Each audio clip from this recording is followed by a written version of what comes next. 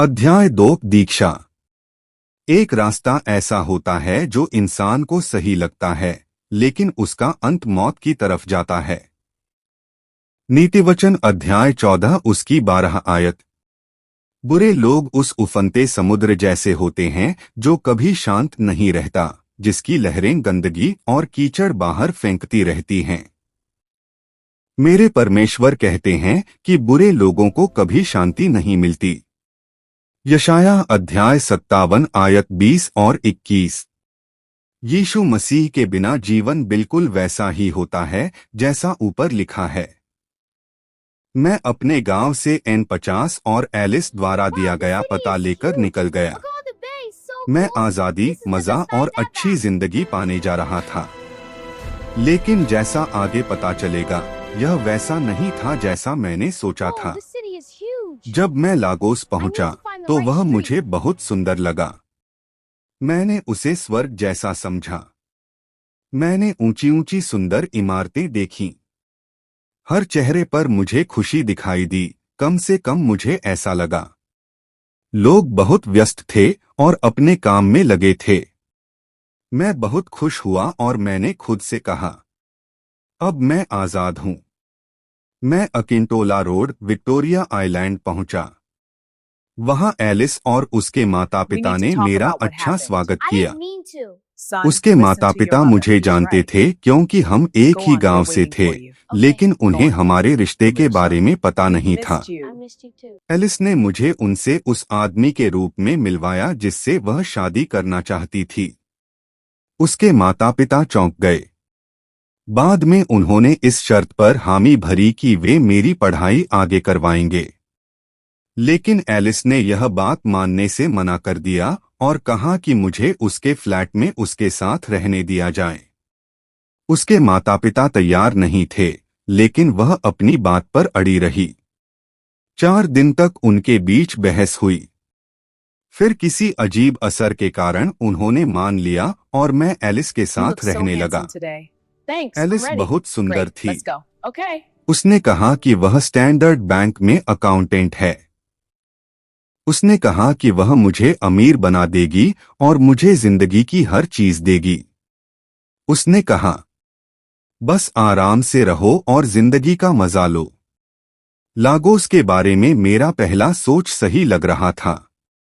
कुछ महीने पहले मैं एक छोटे गांव की छोटी झोपड़ी में था, जहां नफरत, भूख और दुख था। और अब मैं एक बड़े शहर में, एक अच्छे फ्लैट में, एक सुंदर पत्नी के साथ रह रहा था, जिसने कहा था कि वह मुझे जिंदगी की हर खुशी देगी। वह मुझे गिफ्ट, पैसे, कपड़े और प्यार देती थी। मुझे नहीं पता था कि दुनिया में इतनी अच्छी चीजें भी होती हैं। शैतान सच में धोखा देता है। बाइबल में सही लिखा है, चोर सिर्फ चोरी करने, मारने और बर्बाद करने आता है। केवल यीशु मसीह ही सच्चा और भरपूर जीवन देता है। यूहन्ना अध्याय 10 की 10।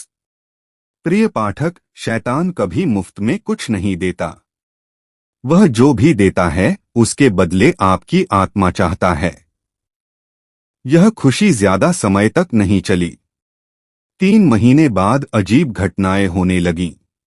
एक रात मैं अचानक आधी रात को जाग गया। कमरे में हल्की नीली चांदनी आ रही थी। तभी मैंने देखा, मेरे बिस्तर के पास एक बहुत बड़ा सांप पड़ा हुआ था। मेरा शरीर डर से जम गया।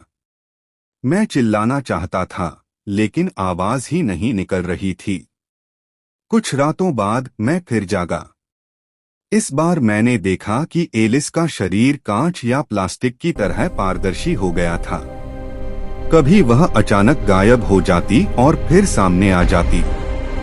कई बार मुझे लिविंग रूम से अजीब आवाजें और किसी के नाचने की आवाज सुनाई देती। मैं बहुत डर गया था।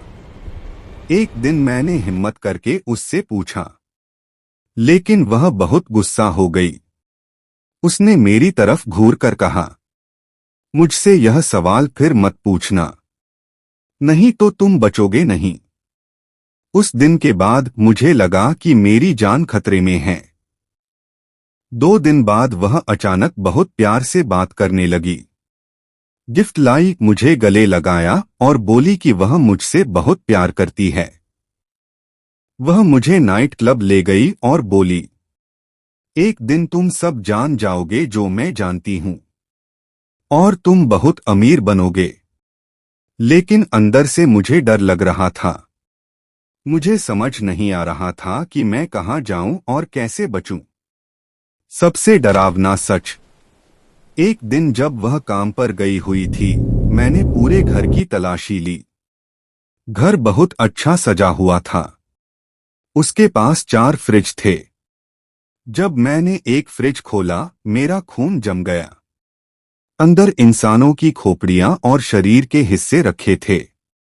मैं डर के मारे कांपने लगा।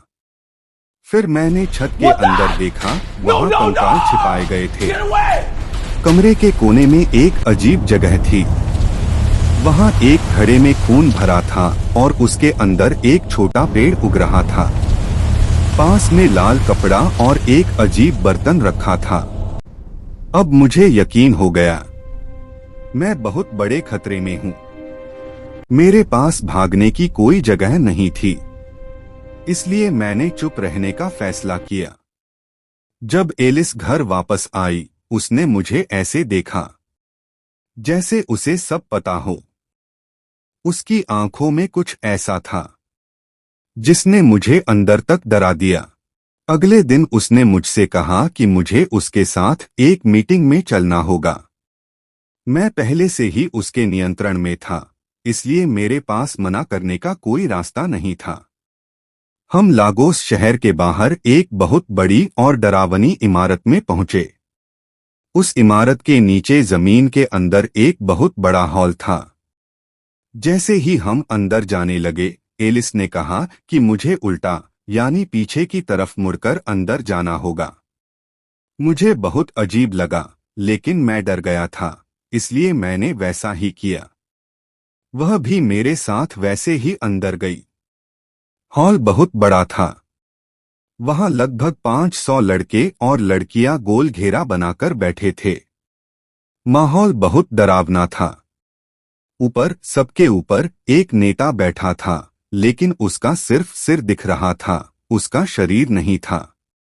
उसे देखकर मेरे शरीर में डर की लहर दौड़ गई। वहां बैठे लोग अलग अलग थे, कुछ स्टूडेंट, कुछ टीचर, कुछ पढ़े लिखे लोग। एलिस ने दीवार पर एक बटन दबाया। अचानक जमीन से एक कुर्सी बाहर आई। मैं डरते डरते उस पर बैठ गया। उसके लिए भी जमीन से कुर्सी निकली और वह बैठ गई। एलिस ने सबको बताया कि मैं अब उनका नया सदस्य हूं। सब लोग जोर जोर से ताली बजाने लगे। मुझे बहुत अजीब और डर लग रहा था। इस काम की वजह से एलिस को प्रमोशन भी मिला। मीटिंग में जो बातें हुई, मुझे कुछ भी समझ नहीं आया। जब मीटिंग खत्म हुई और हम जाने लगे, तब उस बिना शरीर वाले नेता ने मुझे अगले दिन अकेले आने को कहा। उस पल मुझे लगा कि मैं किसी बहुत खतरनाक जगह में फंस गया हूं। उसी रात ठीक 2 बजे एलिस ने मुझे जगा दिया। रात बहुत शांत और डरावनी थी। उसने मुझे देखकर कहा, मैं सामान्य इंसान नहीं हूं। मैं आधी इंसान और आधी आत्मा हूं, और मैं ज्यादा आत्मा हूं। उसकी आंखें अजीब चमक रही थीं। उस पल मुझे लगा कि अब मेरी जिंदगी कभी पहले जैसी नहीं रहेगी।